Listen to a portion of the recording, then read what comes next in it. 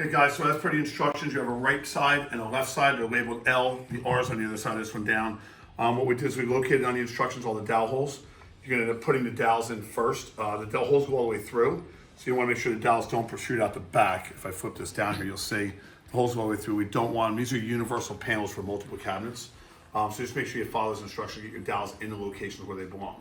The next step we're gonna do is we're gonna be adding the back panel to these two cabinets. So a unique little trick to this is if you notice right here, these holes are not centered in the thickness of the board. So you have to make sure that you put this board on the correct way so that pin, when this lines up, it should be nice and flush with the back. Keep that in mind when you first put it on. If it doesn't look right, it's probably not right. So we're setting the bottom panel. We got the same thing on the bottom panel. If you notice, the holes are not centered. So you always want to be, when you put it on the dowels, is flush to, if not just in a hair. You never really want to be sticking out too far. So it's very easy to find out if you're on the correct way. You got to reverse the panel and put it the other way. So this will be easy enough just to slide right on there. And that's that. It's that simple. Now we're going to screw it together. These are the dowels. They actually go through the whole side. So you want to make sure that when you're done, that the dowels are in and they're flush. Don't let them stick out. You can always do it whenever you want to do it. Once you put the side panels on, you're going to have to make sure that's done. You see, screws go in very simple.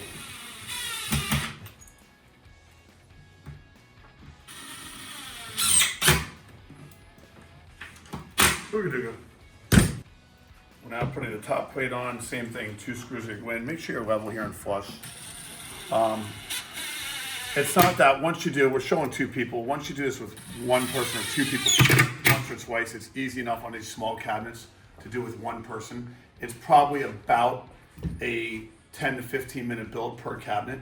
When you get into the big like grill bases, the 42s and 48s grill bases, that's gonna take 2 people just because the panels are that much bigger.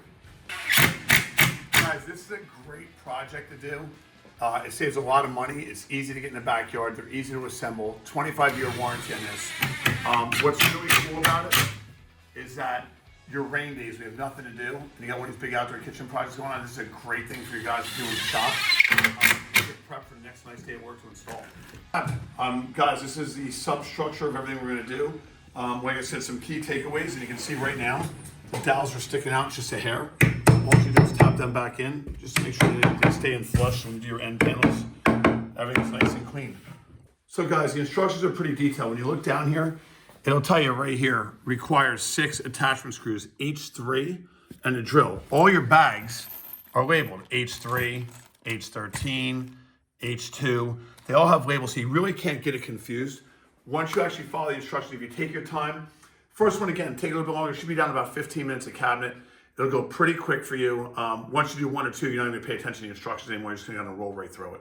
All right, so guys, another little tip for assembly. We're going to put the back cladding on. You can see this came with the door pack. It's a shell white. There's these 4 screws right here, 2 on the bottom, 2 on the top. What we do is we chase the screws from the inside. It's going to be screw pack H3 on this cabinet. You want to stick the nibs out or the tips of the screws out just a little bit. Just so you can catch your fingers on it. What you want to do is use that for an alignment purpose. You can see right here, you have these 4 holes. So before you just go, let me just stick the panel up there and screw it in. If you stick them in, you can actually hang this panel on the screws, make sure it's in line, and then you can go ahead and screw the back panel in. So guys, we just assembled the back cladding color onto it. Remember, we do carry these in 4 colors, a white, a black, a blue, and what they call dark ash, like a wood grain gray color. So you see, this would be a solid piece. When your cabinets all go together, the seams will be a nice seam on the cladding. But it's super easy to assemble, super easy to deal with. Just, again, take my notes and let them screws hang out a little bit so you can actually center this piece and make it clean.